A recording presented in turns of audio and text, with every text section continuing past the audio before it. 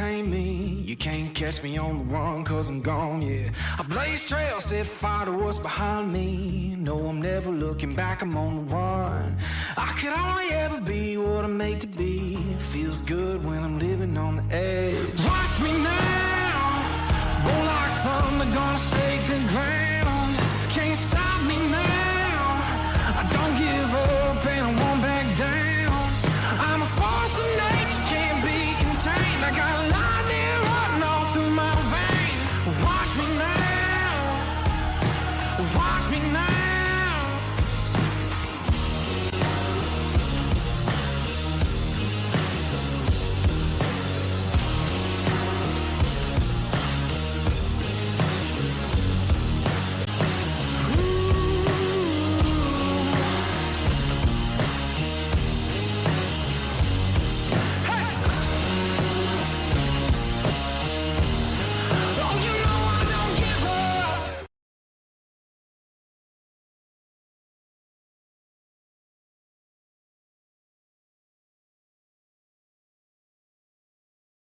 Hello, Mountaineer Nation. I'm the Wolfman, Dale Wolfley, and this is the WolfMan's Call, live Monday, December 12th, 2022. I hope you're doing well tonight. I am, and I am fired up to bring you this interview with Coach Tom Bradley.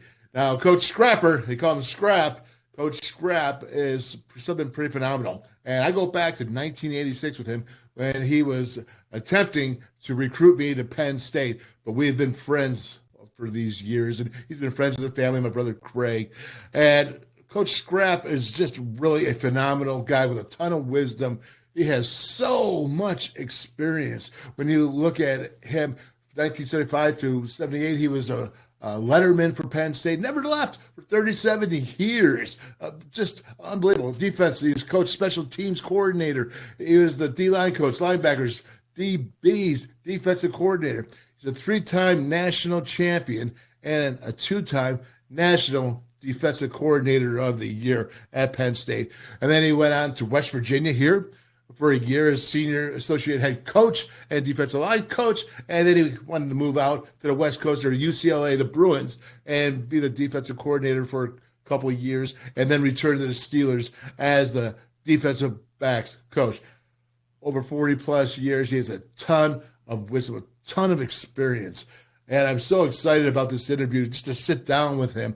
And, of course, every week I'm there with him on Thursdays at 6 o'clock. You know, it's the ESPN 970, it's the Pigskin Stew show with Jay Paterno and Tom Bradley, and we're part of the Blitz there. We do a thing with Penn State, Pitt, and WVU. If you can listen to it, check it out. It's every Thursday at 6 o'clock, ESPN 970. And that's a bump for him. So I want you to enjoy this interview. First, of course, I have to thank Parmar Stores. If there's not a Parmar store near you now, there will be one soon. And, of course, Arson Grange Company. Switch to hemp. Just a dip. Do it the AGC way, man. Arson Grange Company Hemp. Tom Bradley, three-time national champion, two-time defensive coordinator of the year, over 40-plus years professional coaching. Listen on up. And as I said in the intro, welcome to the Wolfman's Call. And we have a really special guest today, and that, of course, is former player of Penn State and coach of Penn State for many, many, many years, and also other places as we will discuss. But Tom Bradley, Coach Scrapper, welcome to the Wolfman's Call. Hey, it's a real privilege to be here. You know, I watch your show all the time, and we're honored when you come on our show each and every week. I am invited to your show for the Blitz Call, where it's the Pigskin Stew. They're up on ESPN 970, and I love doing it. It's a great time to get with you and Coach Jay Paterno, and I'm not with the other guys because they're the other school, so I don't mess with them. That's okay. We just need your expertise on the Mountaineers. Yeah, we got to just make sure the Mountaineers look decent or okay. All right, Coach. Well, listen, let's get into where you came from, and you're in the Pennsylvania Hall of Fame as a player and a coach, and You have 37 years. You started out in 1975 through 78. You got pictures rolling right now. And boy, you look pretty young there in that picture up in Cambria County. Oh, that's a good one. But as I look at this, coach, from 1979, you're a graduate assistant. You went on to 81 to 85, special teams at Penn State, and wide receivers at 86 to 95. I mean, it just keeps going on and on. Outside linebackers and special teams, 96 to 99. Defensive backs, 2000 to 2011. I mean, you covered it all here. Defensive side. Defensive coordinator quarterbacks to 2011 as well. You were the interim head coach in 2014. You were the associate head coach and defensive line coach at WVU, which is your saving grace today. All right. Saving grace at WVU. And then, of course, you went out to UCLA as a DC for a couple of years. And last time you were coaching and finished up in 2020 as a defensive back coach with the Steelers. So you've covered all gambits. Everyone, 37 plus years at Penn State. What do you have to say for yourself? That's makes me feel old. That's what I have to say for myself. But it was interesting when you bring it up, because I was a redshirt guy at Penn State when I played, and I was working on my master's, and then I went to Coach Paterno. I needed 6 credits, and he said, well, why don't you become a graduate assistant in the spring, which I did. And then J.T. White, a legendary guy who has the distinction, he was a coach at Penn State for all those years, had just retired. And JT's distinction was he was the captain of the Ohio State football team, and he went to World War II and came back and was the captain of the Michigan football team. So I don't think anybody's quite done what he did. But then when JT retired, Coach asked me if I would consider coaching with him. The one thing I didn't ask about was the pay, which I should ask about the pay. So I never asked about the pay, which was a big mistake. So, but anyway, that's how it all started. And then, as you went through, I coached a lot of positions. I played special teams and I'd taken on that role. And then I did some other things. And then, I was pretty content coaching the linebackers and enjoying myself. And he came to me and said, hey, I want you to coach the defensive backs. I'm like, no. No, that's a lot of stress back there. So he said, well, you're going to do it because Coach Dickerson's going to go to Temple. So you're going to do that. So I ended up having to take that role, and then eventually became, a defensive coordinator and on from there. And put it all together. Well, I don't think when you're talking to Coach Joe Pa there that you had much choice when he's decided to make a decision for you about where you're going to coach. So good job of trying to bucket. I don't think you had much of a chance. It's interesting because, I got to play against your brother Craig in a place called Archibald Stadium. So we're definitely dating ourselves, okay? But I know he probably had a lot of fear in his eyes when he saw Bruce Clark, Matt Millen, and me on the other side of the ball. Not really, but with me. I think Matt Millen and Bruce Clark, he was pretty aware of. Are you saying he wasn't aware of me? But I can tell you this. It's an interesting thing playing up there. We were punting the ball, and back then we were in a lot of man protection. And I'll never forget, I chased a guy to the outside, and they did a loop game on me, and the guy came scot-free. And I didn't even want to look back. I was just listening for the double thump. You know what I mean? I do. And when I just heard the one thump, the ball being kicked. And it's crazy because from that day forward, whenever I covered special teams and punt protection, I always would put that in to make sure I covered that particular one and showed the players what a dummy I was. And also, it's just something that's always going to stick in your head because it was a traumatic moment for you, and we'll leave it at that. It was a very traumatic moment. Trust me, Wolf, it was a traumatic moment. You never heard a guy so happy when they didn't hear the double thump. Very good. Okay, so let's talk about Coach Scrap. How Tom Bradley, were you called Coach Scrapper? Well, I think that started interesting enough. It kind of got in some altercations during one of the preseason things, and got a little scuffle, and then really got into this one which was a big mistake. We were playing, and I kind of set the edge, and I got lucky on a lineman pulling, and I kind of flipped him, and I kind of laughed, which was a mistake. And then we got into it, and I figured I'd get into it with them, figuring they'd break it up, but they didn't. and it was a bad day for me. Then, like, you get fights in practice with people and you're like, we'll break this up real quick, but they didn't, which wasn't good for me. Okay. But anyway, the name kind of took off, and then just kind of stuck all those years. And then they the special teams, they started to call them in 77 the scrap pack, and it just, was one of those things. I got you. Well, I remember because, everything is full circle, man. And talking about myself, you played against brother Craig, eldest brother Craig. But with me is you recruited me in 1986, and I'm giving you the date because I'm not afraid of it. But you sat there the first time I met you, you're like, hey, I'm Tom Bradley. They call me Coach Scrapper. And so I've known that ever since 1986. And, one of the great things when you were recruiting me, you were known as the best recruiter on the East Coast. That's why Penn State was getting all the great players for numerous reasons, but also because of you as being the top recruiter. But when you're recruiting me, it was pretty cool. It was cool. And I can tell you this, the great respect that I had for you. It was interesting. I had, during that time period, the Buffalo was not my area, and they decided to change some of the areas. And Coach Paterno figured, well, since I went up to Erie anyway, you could just do Buffalo and Cleveland. And I'm thinking, they're not very fun places to be in the wintertime, But so I ended up getting Orchard Park. So I kind of knew, what Coach Nealon had done for Ronnie when he was in West Virginia, when your dad passed away, your father Ron passed away. And I had great respect for you because of the family connection that you had down there. And I remember Coach Paterno saying to me, he said, boy, I'd really like to get him, but I don't think we will. He's a very strong family guy, and I can understand why he would go to West Virginia. And, which was great. And I don't think many people know, in your younger day, you played linebacker. You were actually a skilled guy for a while, right? For a minute. You did play some linebacker. Don't be sure. Yeah, I did. I loved it too. I really did. I really loved it. And, you grew out of the position, though, I think. Yeah, I like to eat too much. I was a Wolfly.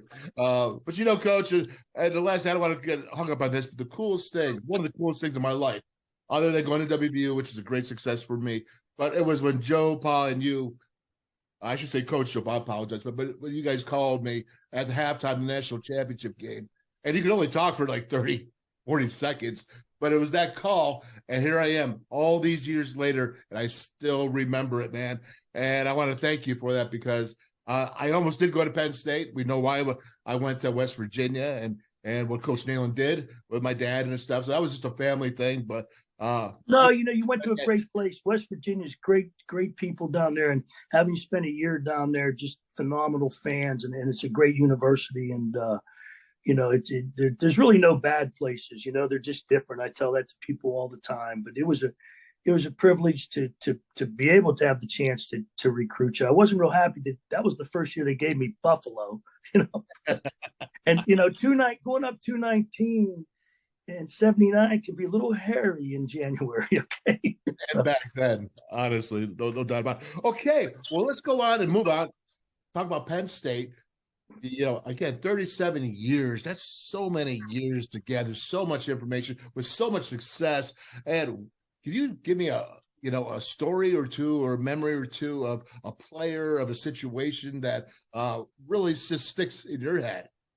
Well, Dale, the problem with that is whatever I say, I'm going to get 20 calls the next day saying, why didn't you say me? So I don't get into it. I can tell you that it's an interesting thing. You have so many great years there.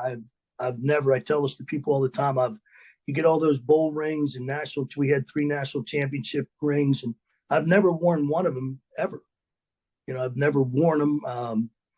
I try to give them to people. They won't take them. It's just not what I do. And, people say, well, it was the best win. And I don't really look at it that way. I look at it more, which has been fun for me is over all these years, is having the opportunity to see guys that I recruited and coached, much like talking to you and the relationship we still have, even though you didn't come to Penn State, and watching these guys, grow and see their families. And now that they have, children of their own and things, that's been pretty cool. And another thing that's been great is, when they check in with you, see how you're doing, they call you and they still, do the same jokes and bust you on the same stuff, So, Always, it never changes, but it's and I always tease them. I go, yeah, small things, please, small minds. Go ahead, But I think that's the thing. I don't go back, and I think really for me, I think more about some of the games you said when you could have done a better job. Boy, I could have done better. I could have helped the team more there, and that's the part that that I think about probably the most. I gotcha. Okay, Coach. Well, let's move on because I would not hear the end of it if I didn't get at you. Just ask you the Big Ten, the move from Penn State to the Big Ten. Was that? I'm assuming that was a great thing for Penn State, but I don't think it was a great thing for the East. I didn't like the move, Dale. I didn't.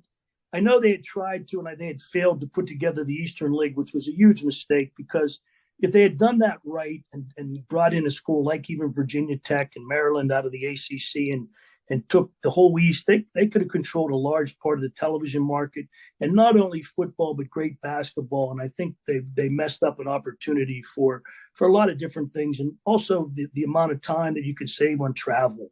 Because a lot of the places you could bus, Penn State, West Virginia, Penn State, Pitt, West Virginia, Pitt, West Virginia to Virginia Tech. They could have put a league together. It would have been a great football and basketball league. And I was very.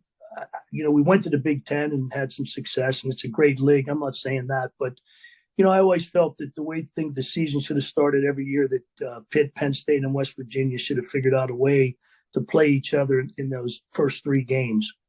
No, there's no doubt about it. But the good news is this year coming up, right? Yeah, it's Penn State and West Virginia playing, so you and I will have to place a gentleman's bet. Absolutely, and I can do that now, so that's good stuff. I'm a freelancer, right? Okay, yes. So Coach, let's talk about this. So you've been coaching all these years, and even when the years you weren't coaching, you're broadcasting and doing this and staying in the game and watching the game close as anybody could watch it. How has football evolved when you first came into the game, knowing everything that you did then to now? And that's a long time, so obviously we got to cut that. I like how you said that's a long time. Okay. Watching it evolve, I think back when I played more, and football, people think they're always inventing new things and they just replay things that have already been done. So football started with we had everybody, the power, the G scheme, 2 backs. And then it went to the spread, and everybody spreads out, and you got into the speed options and all those different things. And now if you start watching the teams that are very, very successful, what's happened? They come back to what? The run game becomes the power, the G scheme, the down and kick out. And so you see all those different things just coming back. So football just keeps going around in circles. And I think it's interesting to watch the teams that are being successful now, because a lot of them are old school, running the football the way it used to be done.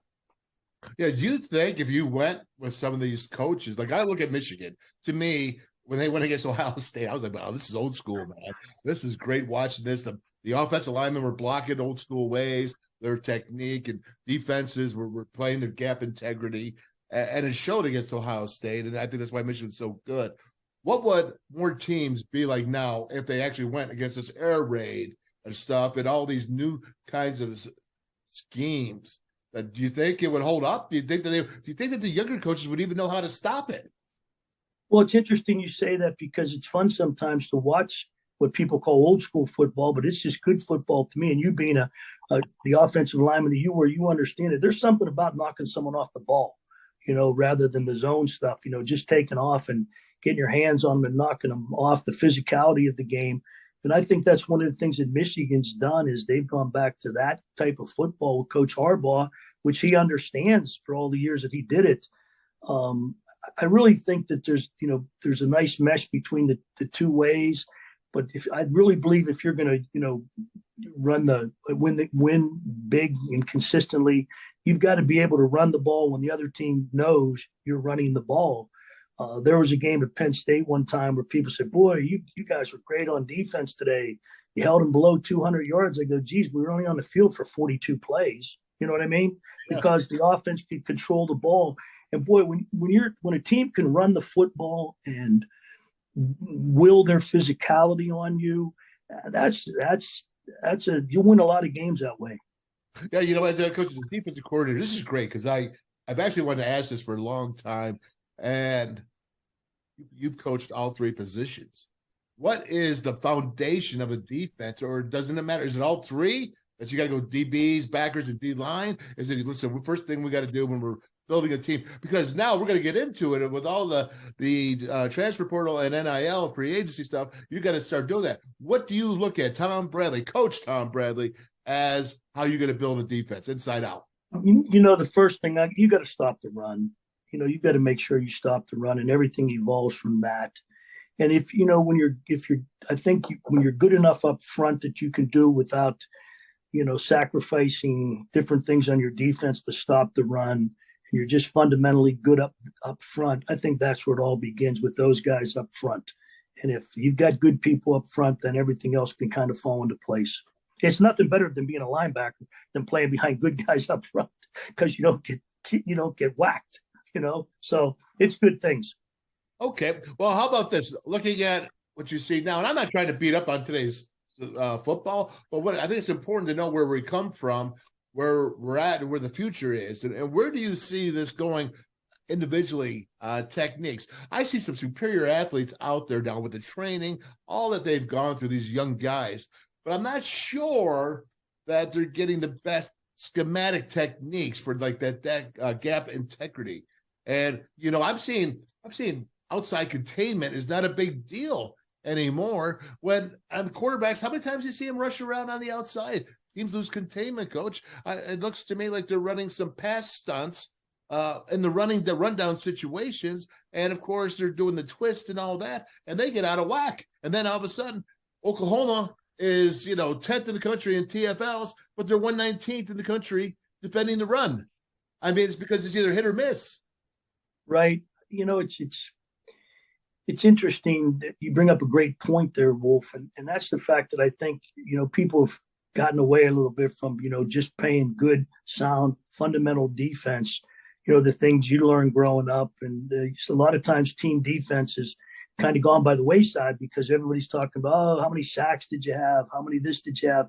And all guys want to do up front is run up field. I got to get my sacks. And, that I think has changed the way that defenses are played now. That I watch some of it. And I think fundamentally the tackling's not as good, and maybe because with the new rules in the springtime, how much you're allowed to tackle and do different things. But if you watch that, fundamentally, you don't see people that are as good fundamental tacklers, and if you're going to play good defense, it comes down to, you've got to be able to control the line of scrimmage, and you've got to be able to run to the ball. You've got to be able to angle, pursuit, all those different things. And I think a lot of times everybody gets caught up in schematics instead of just some basic, good, fundamental football.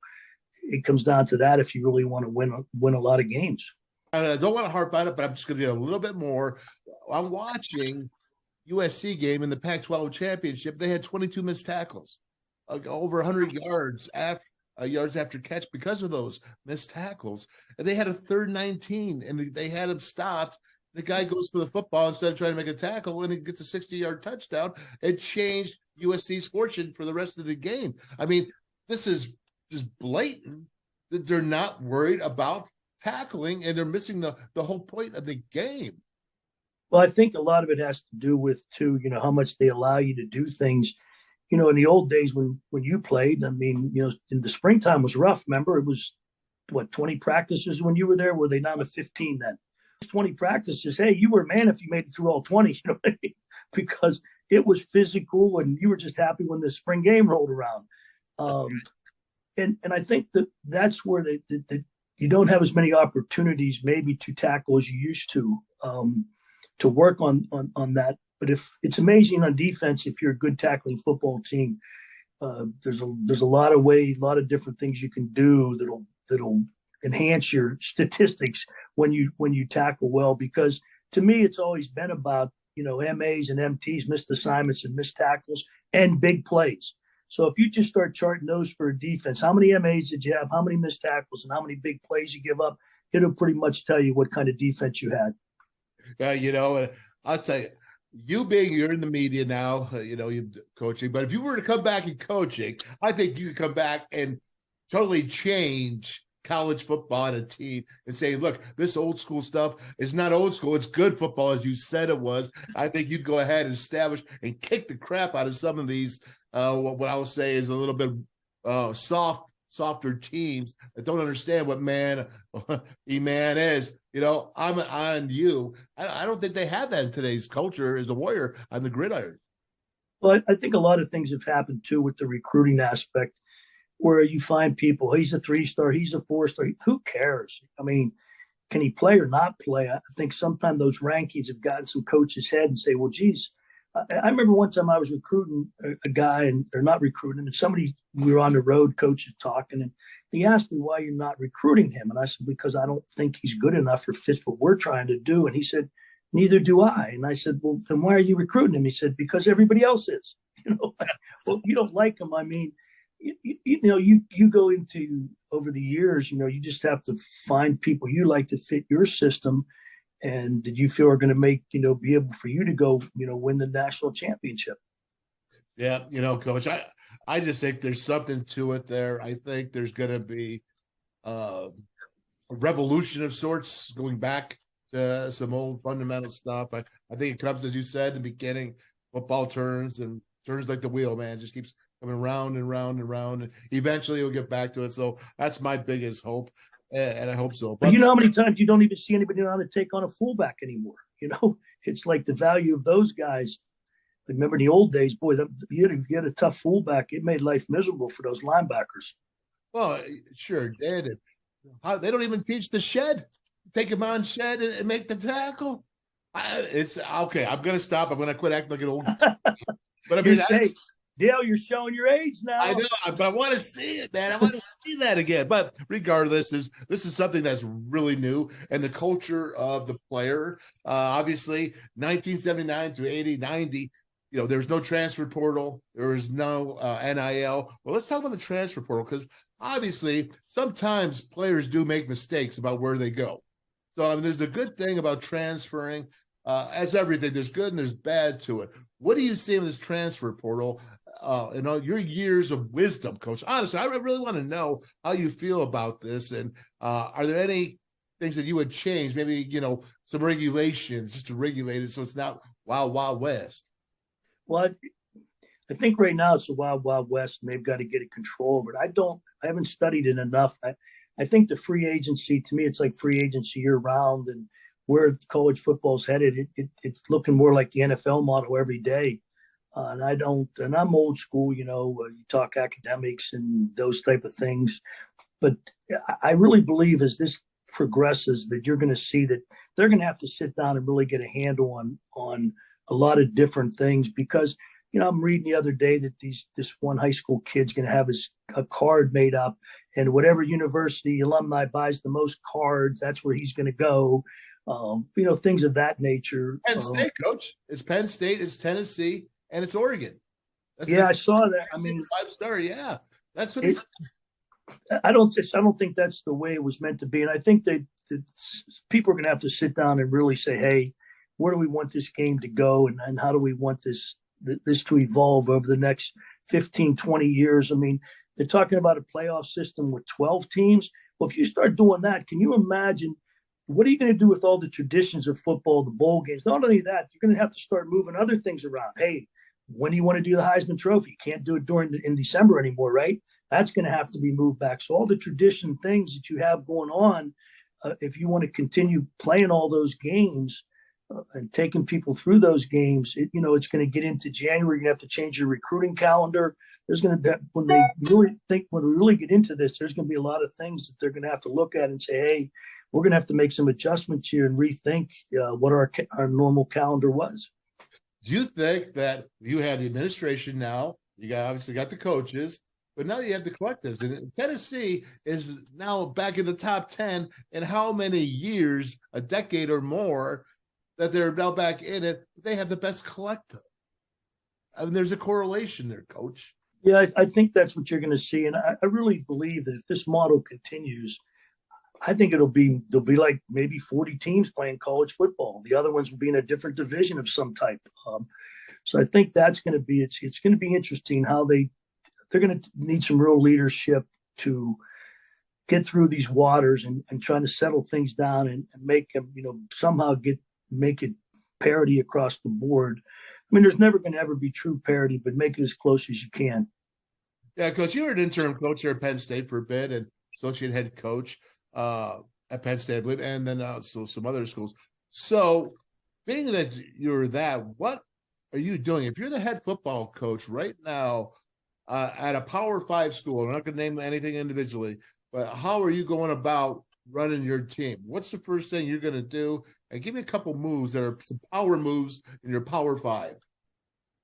Well, you kind of asked me a little bit, we were going to talk things that I have learned. And probably the number one thing I've learned is, being responsible sometimes means you may upset people. People will get angry at your decisions. It's inevitable if you are, if you're honorable. Trying to get everyone to like you is a sign of mediocrity. Okay. So I think, that's one of the rules that you learn as you go through this, and the other thing I kind of learned from my coaching days is when the day, people stop bringing their problems to you, they have either lost confidence in you or they've concluded that you don't care. So, and I felt as a coach, if you want to be a good coach, you want to be leaders, make themselves accessible to everyone is one of the big things I kind of learned through this thing. But it's interesting, all the different things you would do differently if you were coaching today, and where you're coaching, I think, has a lot to do with it too. Yep. How about you come back every once in a while, then if you want to, come back to the WolfMan's Call. There's going to be a lot of things that we got to work through on this, and seeing a lot of examples, a lot of different things are going to happen. I'd love for you to just stay involved with us, stay in tune, using your wisdom. We'll just call you the guru. Yeah. Well, you bring up a good point, because the other thing I learned from Coach Paterno taught me was that, the job of the leader is not to be the chief organizer, but to be the chief de-organizer. Okay. So, you have to understand that you have to challenge everything you're doing all the time, which is what he would do. And even if he thought you were right, he would want you to defend, well, why are you playing that? Why are you doing that? Things like that. He wanted to get your thoughts on that. All right. Well, listen, one last question. One last one. Did you see that Deion Sanders said my way or the highway? And then you had Alex Golesh over there for the University of Tennessee, offensive coordinator with the USF, University of South Florida. He said it's a partnership. Are you my way or the highway, bringing some love with you with that? Or are you, it's a partnership, bringing all love? It's that's a good one. I've seen so many different things, Wolf, over the years where, I think you have your rules, but I think you have to understand within those rules, sometimes you can't just always be cut and dried. Okay. It's not always black and white when you look at different things. So I'll be interested to see how that goes as time goes on. All right. Well, once again, Tom Bradley, coach Scrapper, over 40 years of coaching, top 5 NFL.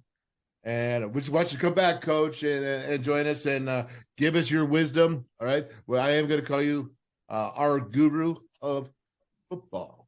Wolf, you know what? The one thing you got to have, no matter where you're coaching, is you need to have what John Wooden talked about. And that's competitive greatness. And you got to perform at your best when your best is required. And guess what? Your best is required each day. Isn't that correct?